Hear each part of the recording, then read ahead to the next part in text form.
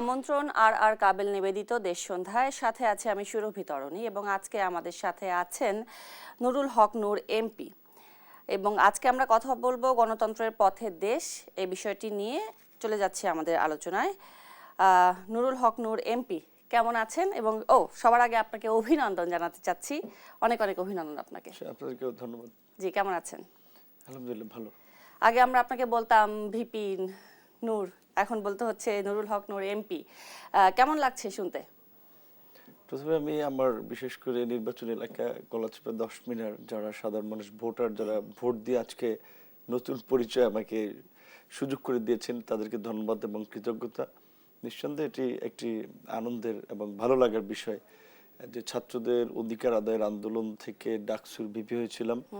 28 বছর যেহেতু নির্বাচন হয়নি, যে কারণে অনেকে ভিপি নূর নামেই সংক্ষেপে ডাকতো, সেখান থেকে এখন সংসদ সদস্যর পর থেকে অনেকে নামের আগে পরে বা এমপি বলবেন।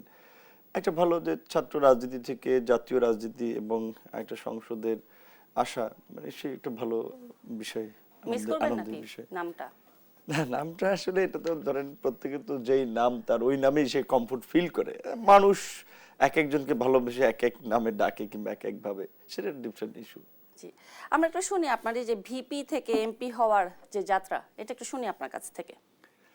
আই থিঙ্ক এটা সবচেয়ে বাংলাদেশের বিশেষ করে আমার জার্নিটাতে গণমাধ্যম বলা চলে একেবারে মানে জন্ম থেকে আজকের উত্থান পর্যন্ত পুরোটাই গণমাধ্যমে খুব ভালোভাবে দেখানো হয়েছে এবং এক্ষেত্রে গণমাধ্যম একেবারে প্রত্যক্ষদর্শী।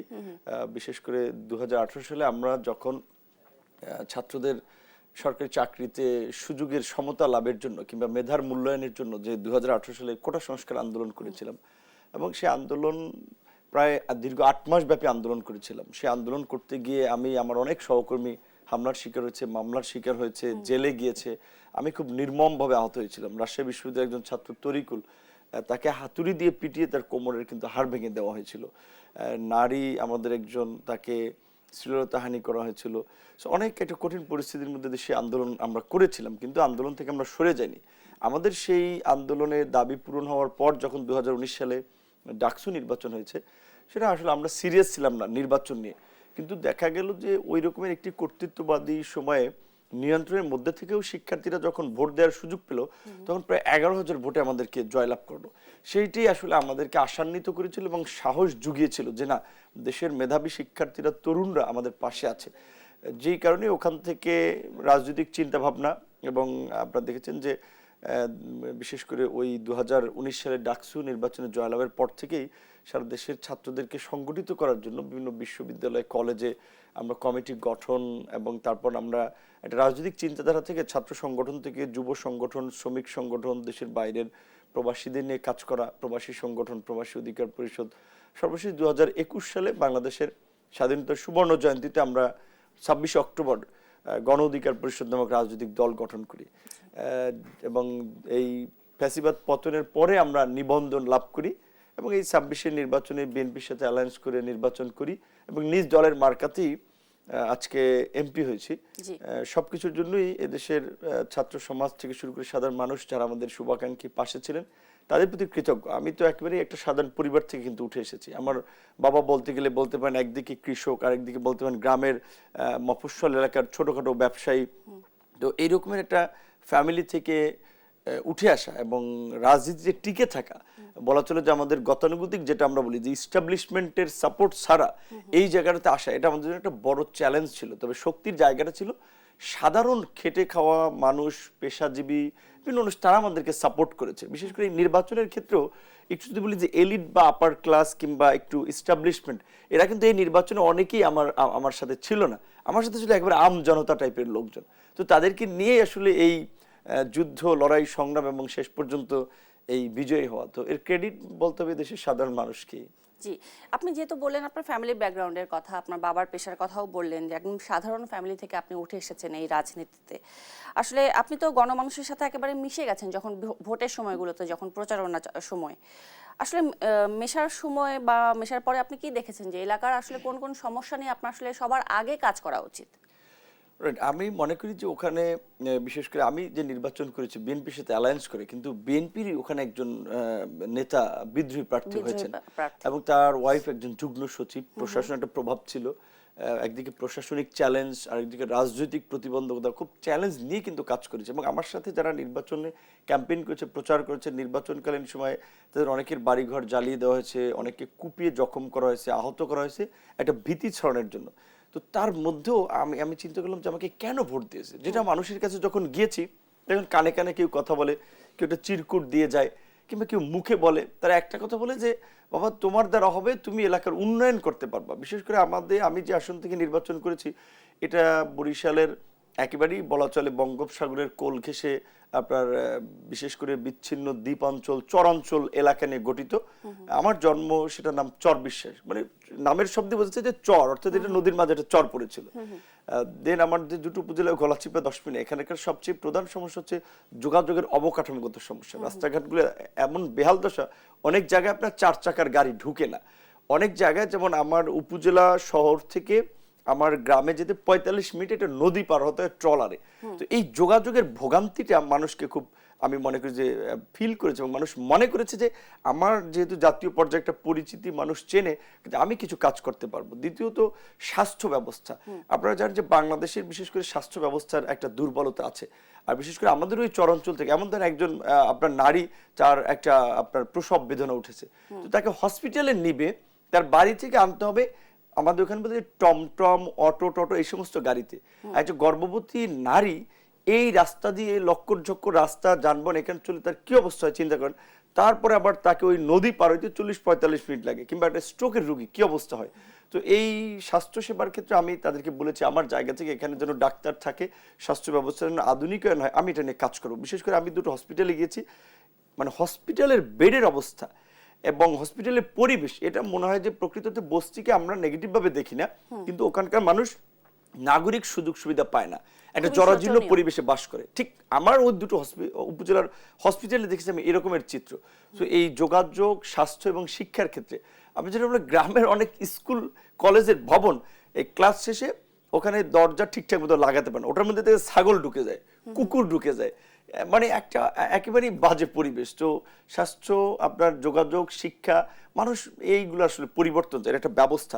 এবং সর্বোপরি যে আমাদের ওখানে হিন্দু কমিউনিটি আছে প্রায় 40-45 হাজারের মতো, এবং ওই সিটটা আওয়ামী লীগ অধ্যুষিত একটা সিট। তো মানুষ মনে করেছে যে এখানে আওয়ামী লীগ বিএনপির পালা বদলের পরে একটা রাজনৈতিক পোস্ট ইলেকশন ভায়োলেন্স হয়। তো সেক্ষেত্রে আমি যেহেতু একেবারেই সরাসরি আওয়ামী লীগও না বিএনপিও না, কাজে আমার কাছে তারা হিন্দুরা কিংবা আওয়ামী লীগ তারা একটা নিরাপদ থাকতে পারে, এই বিবেচনা অনেকে ভোট দিয়েছে যে রাজনৈতিক এবং ধর্মীয় সম্প্রীতি প্রতিষ্ঠার ক্ষেত্রে একটা ভূমিকা নেওয়া। তো নিশ্চয়ই এটা আমার একটা দায়িত্ব, এবং আমার এই নির্বাচনী এলাকায় এখন পর্যন্ত পোস্ট ইলেকশন বা নির্বাচনের পরবর্তী ওই ধরনের কোনো সংঘাত সহিংসতা ঘটে নাই, এটা আমার জন্য একটা স্বস্তির বিষয়। জি, এই যে সমস্যাগুলোর কথা বলেন, আপনার নিজ এলাকার সমস্যা, এই সমস্যাগুলো নিয়ে আপনি যখন পার্লামেন্টে যাবেন তখন কিভাবে স্টেপ নেবেন আপনি?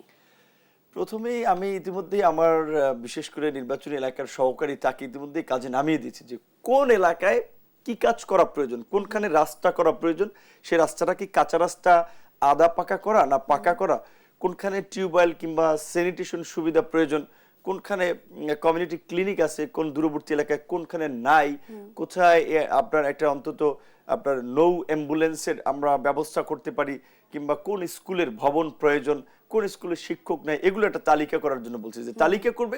সেই কাজ আমরা 5 বছরে আগেই যেন বাস্তবায়ন করতে পারি। তো সেই তালিকাটা করে স্বাভাবিকভাবেই ধরেন যেই কাজ যেই মন্ত্রণালয়ের সাথে সংশ্লিষ্ট তাদের সাথে সমন্বয় করে অন্তত এলাকার মানুষের সাথে যে অঙ্গীকার করেছি সেটা তো পূরণ করতে হবে, নাহলে তো আগামীবার আবার ভোট দিবে না। তো ইতিমধ্যে আমরা বলা চলে কাজ শুরু করে দিয়েছি কার্যত। এই যে আপনি এলাকার মানুষদের কথা বলছেন, তাদের সমস্যার কথা বলছেন, এলাকার মানুষ আপনাকে আসলে আপনি বলেন যে কোন চিন্তাধারা থেকে তারা ভোট দিয়েছে, এই যে এলাকার মানুষ, এত মানুষ যে আপনাকে নির্বাচিত করলো তাদের ভোটে, তারপর তো দেখা যায় যে 2-1 তো বিশেষ থাকে, পাওয়ারফুল বলতে গেলে কেউ থাকে, তাদের দিক থেকে আপনি কোনো চ্যালেঞ্জ ফেস করছেন কিনা? মানে এটাকে আমার দলের অন্য দলের, আপনার দলেরও হতে পারে, অন্য দলেরও হতে পারে। না, আমি একটা বিষয় পরিষ্কারভাবে বলেছি, যারা আমাকে কাজ করেছে, হেল্প করেছে, আমি বলেছি দেখেন আপনাদেরকে ব্যক্তিগতভাবে আমার কাছে একটা জিনিস চাবেন, আমার সামর্থ্য থাকলে আমি দেওয়ার চেষ্টা করবো, বাট আমি কোনো অন্যায় অনিয়ম সেটা করতে পারবো না। আমি একটা সম্প্রীতি, একটা ঐক্য ঐক্য এবং একটা উন্নয়নের রাজনীতি এই গলাচিপা 10 মিনিট আমার নির্বাচনী এলাকায় প্রতিষ্ঠিত করতে চাই। আমি যেহেতু জাতীয় পর্যায়ে থেকে একটি দলের প্রধান, আমার সমস্ত কর্মকাণ্ড সেটা দেশব্যাপী প্রচার এবং প্রতিক্রিয়া হবে। কাজে আমার এইখানে আমি কাউকে বিশেষ সুবিধা দিয়ে একটা অন্যায় করতে পারবো না, কিংবা কারো বিরুদ্ধে দাঁড় করাতে পারবো না। যেটা আমি বলেছি যে সাধারণত পোস্ট ইলেকশন যে কর্মকাণ্ডগুলো হয়, ধরেন যারা এমপির কাছাকাছি থাকে তারা বিভিন্ন ধরনের নিয়োগ, বিভিন্ন ধরনের ঠিকাদারি, বিভিন্ন ধরনের তদবির কিংবা মানুষের উপরে একটা চাঁদাবাজি, এই সমস্ত প্রভাব বিস্তার করে। তো আমি তো জাতীয় পর্যায়ে থেকে এর বিরুদ্ধে সবসময় ভোকাল ছিলাম। সো আমার দ্বারা তো এ কাজ হবে না। কেউ যদি আমাকে ব্যবহার করেও করতে চায়, সেটা আশা করি কখনো সেই সুযোগটা পাবে না। জি, এবং আপনি হচ্ছে এখন এমপি হয়ে গেলেন, গণতন্ত্রের পথে দেশ, আমরা আজকের টপিকটা ঠিক করেছি। আপনার কি মনে হয় যে আসলে গণতন্ত্রের পথে আমরা উঠতে পেরেছি কিনা?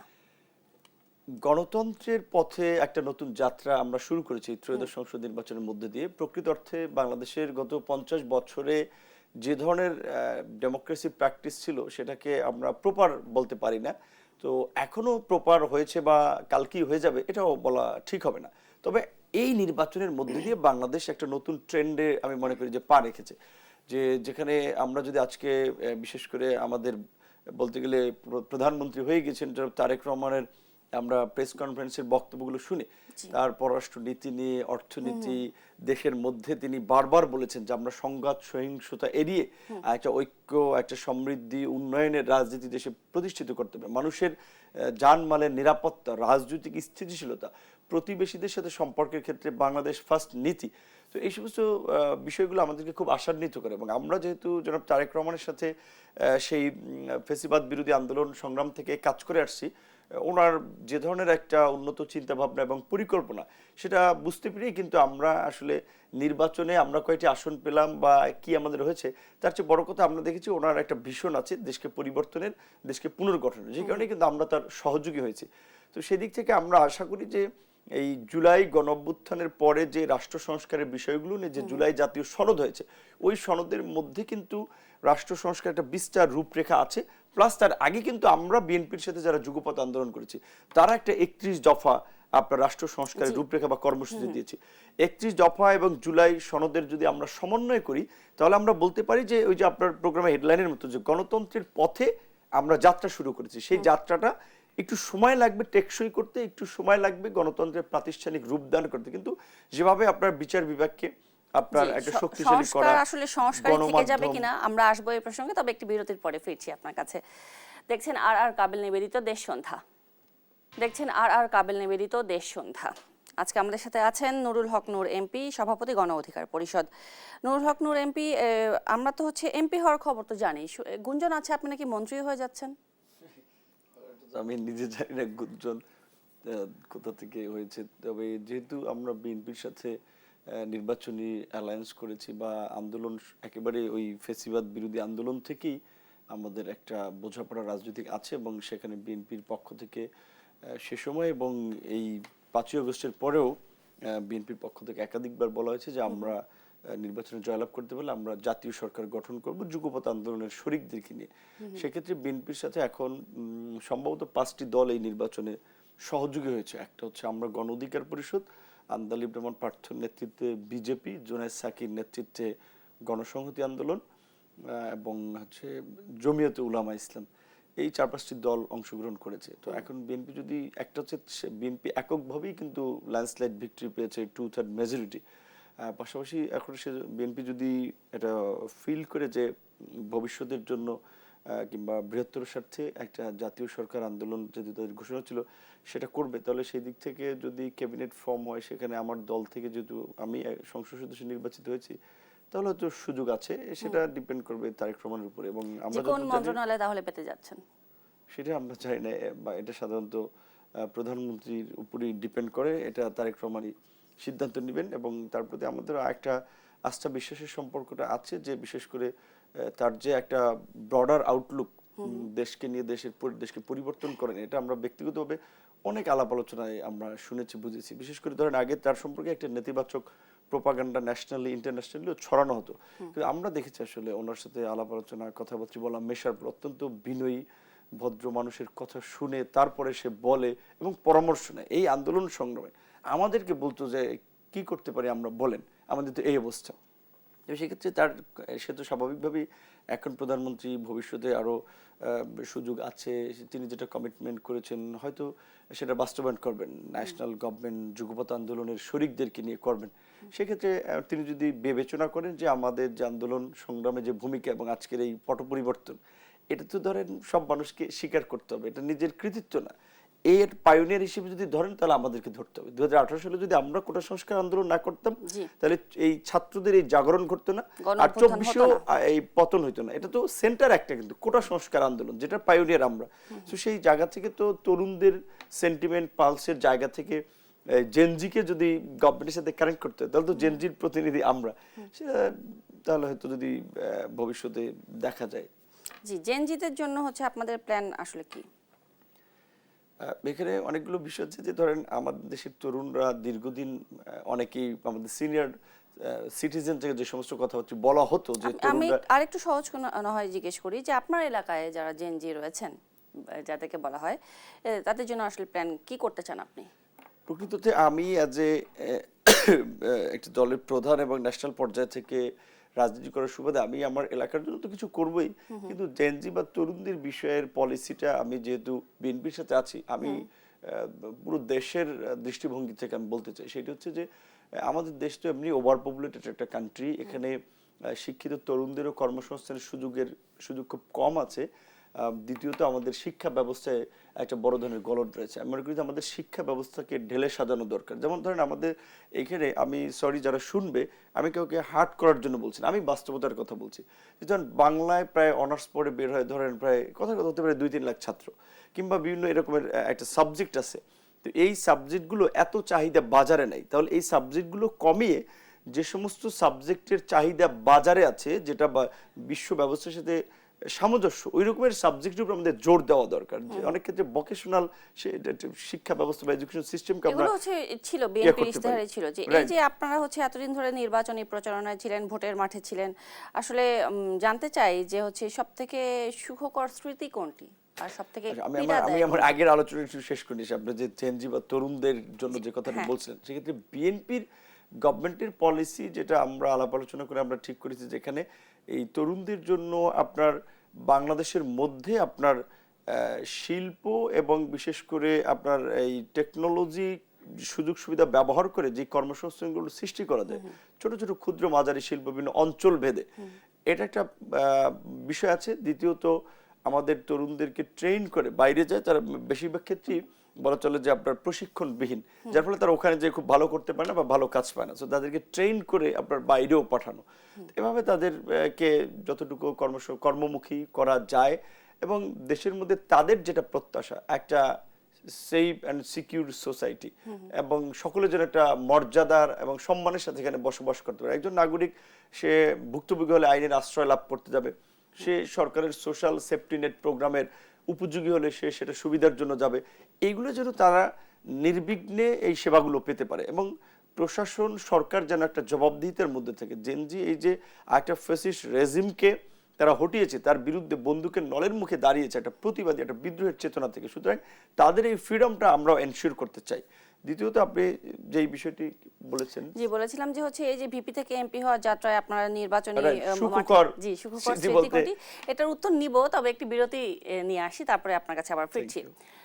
দেখছেন আর কাবিল নিবেদিত দেশ সন্ধ্যা।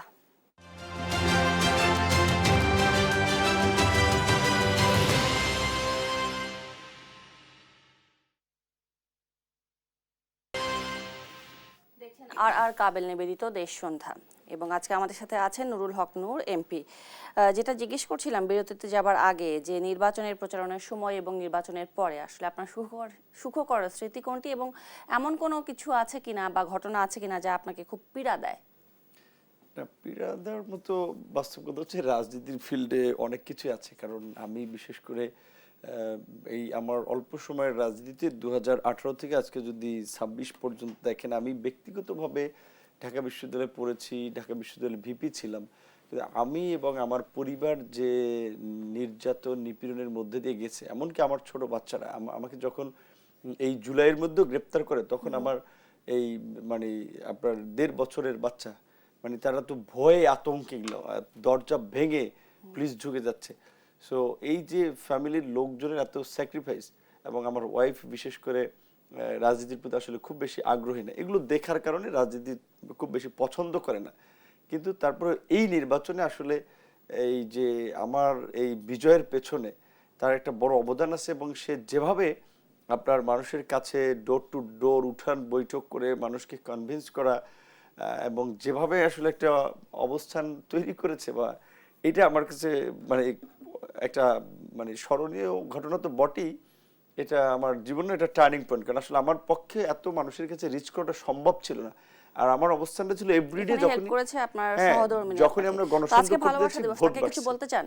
ভালোবাসা দিবসে রাইট, শুরুতেই সবার প্রতি ভালোবাসা, বিশেষ করে আমার নির্বাচনী এলাকার যারা আমাকে ভোট দিয়েছে তাদের প্রতি ভালোবাসা, দেন নাই তাদের প্রতিও ভালোবাসা। আমি আমার এলাকার মাধ্যমে অন্যান্য সব অঞ্চলের মানুষকেই বলবো যে আমরা বিশেষ করে তরুণ প্রজন্ম একটা প্রতিশোধ, প্রতিহিংসা, হানাহানি, মারামারি, সংঘাতের রাজনীতি থেকে দেশকে আমরা বের করে আনতে চাই। তো আমার অনুরোধ থাকবে এই নির্বাচনের পর যারা যেখান থেকে বিজয়ী হয়েছেন তাদের দ্বারা যেন পরাজিত কোনো প্রার্থী, ভোটার, সমর্থক যেন আক্রান্ত না হয়, এবং আমরা যেন মুখে যেটা বলেছি, জাতির সামনে যেটা অঙ্গীকার করেছি যে আমরা সম্প্রীতি সমৃদ্ধির একটা নতুন বাংলাদেশ বিনির্মাণ করতে পারি। নিশ্চয়ই, এবং আমরা আশা করব যে আগামী 5 বছরের জন্য আপনারা সংসদে স্থায়ী হতে যাচ্ছেন এবং নানা মত থাকবে, নানা দ্বিমত থাকবে, পক্ষ বিপক্ষ বিদ্রোহীদের নিয়ে কাজ করতে হবে। এবং ডক্টর আলী রিয়াজ তো বলেছেনই যে সংস্কার বাস্তবায়নে সব দলের নৈতিক ও রাজনৈতিক কিছু দায়বদ্ধতা বা সীমাবদ্ধতা থাকবে। এসব কিছু নিয়ে আসলে কিভাবে সমন্বয় করে কাজ করতে চান? না, এখানে আমার মনে হয় যে এখানে আসলে মূল দায়িত্বটা পালন করতে হবে বিএনপিকে এবং জনাব তারেক রহমানকে। তাদের মধ্যে সেই ইনক্লুসিভ দৃষ্টিভঙ্গিটা আছে, সেটা আশা করি গভর্নমেন্ট ফর্মেশনেও সেটার একটা প্রতিফলন ঘটবে। এবং এটা ঠিক তো যে বাংলাদেশে বোধহয় 50 বছরের মধ্যে আপনার 91-এ যেমন আমরা নির্বাচন করার জন্য একটা কেয়ারটেকার সিস্টেম সবাই মিলে, যেটাকে একটা সোশ্যাল কন্ট্রাক্ট বলতে পারি, ইস্টাবলিশ করেছিলাম, ঠিক একইভাবে আজকে 24-এর গণ অভ্যুত্থান পরবর্তী সময়ে যে সবাই মিলে যে জাতীয় জুলাই সনদ আলোচনা করে যেটা পাশ হলো, সেটার বাস্তবায়ন এবং সেটার ভিত্তিতে আগামীর বাংলাদেশ যদি পরিচালিত হয়, সেই বাংলাদেশ অবশ্যই একটা নতুন দিকে দাবিত হবে। সেখানে সকলের তো ইনপুট অতীতেও ছিল, বর্তমানেও থাকবে, যেহেতু এই সংসদ কিন্তু আবার দুটো ভাবে ফাংশন করবে। একটা হচ্ছে যে সাধারণ অ্যাসেম্বলি বা সাধারণ সভা, সংসদ সদস্য হিসেবে আমরা বলতে পারি, আরেকটি হচ্ছে আপনার সংবিধান সংস্কার সভা, যেটা গণভোটের মাধ্যমে যে রায়টা এসেছে। সুতরাং সেই দিক থেকে তো এখানে সবার ইনপুট দেওয়ার সুযোগ আছে, এবং অবশ্যই সকলের সাথে সমন্বয় করেই এই সংস্কারগুলো বাস্তবায়ন করতে হবে। জি, এক্ষেত্রে একদম ছোট করে শুনতে চাই যে কোনো চ্যালেঞ্জ ফেস করছেন কিনা, বা বিএনপি কোনো চ্যালেঞ্জ ফেস করবে কিনা? রাইট, যেহেতু আমরা বিএনপির সাথে আছি, সেদিক থেকে গভর্নমেন্টের পার্টি হিসেবে আমরা মনে করি যে আমাদের জন্য এই মুহূর্তে চ্যালেঞ্জ হচ্ছে যে নিউ গভর্নমেন্টের জন্য যে সামনে রমজান আসছে, এই রমজানের দ্রব্যমূল্য আপনার স্থিতিশীল রাখা, রমজানের শেষের দিকে ঈদের সময় নির্বিঘ্নে নিরাপদে মানুষের বাড়ি ফেরার একটা পরিবেশ তৈরি করা হচ্ছে ইমিডিয়েট চ্যালেঞ্জ। আর একটু আপনার মিড লেভেলের চ্যালেঞ্জ যদি বলেন, সেটা হচ্ছে দেশের অর্থনীতিকে স্টেবল করা এবং ব্যবসা বাণিজ্যের একটা উপযুক্ত পরিবেশ তৈরি করা, যেটা গত 1.5 বছরে একটা অস্থিতিশীল পরিস্থিতি থাকায় কিংবা সরকার পতনের পরে অনেক বিদেশিরা দেশি প্রতিষ্ঠানগুলো আস্থাটা পায় না, সেই আস্থাটা ফিরিয়ে আনা। তৃতীয় হচ্ছে যে যেহেতু আপনার একটা বড় দল যারা বাংলাদেশে অনেক বছর রাজনীতি করেছে, একাধিকবার রাষ্ট্র ক্ষমতায় ছিল, তারা যেহেতু এখন আউট অফ পলিটিক্স, সো তাদেরকে ব্যবহার করে ইন্টারন্যাশনাল আমাদের যে কিছু রাষ্ট্র সংস্থা তাদেরকে দেশের অভ্যন্তরে একটা অস্থিতিশীল পরিস্থিতি সৃষ্টি করতে পারে। এইটাকে আপনার মিনিমাইজ করা বা এটাকে হ্যান্ডেল করা, এটাও একটা কিন্তু এই গভর্নমেন্টের জন্য একটি বড় চ্যালেঞ্জ হবে। নিশ্চয়ই, শুভকামনা থাকলো আপনাদের জন্য, এবং আবারও আপনাকে অনেক অনেক অভিনন্দন ভিপি থেকে এমপি হওয়ার জন্য, এবং অসংখ্য ধন্যবাদ আজকে আমাদেরকে সময় দেওয়ার জন্য। শুভেচ্ছা, সবাইকে ধন্যবাদ। দর্শক দেখছিলেন আর কাবেল নিবেদিত দেশ সন্ধ্যা। ধন্যবাদ সবাইকে।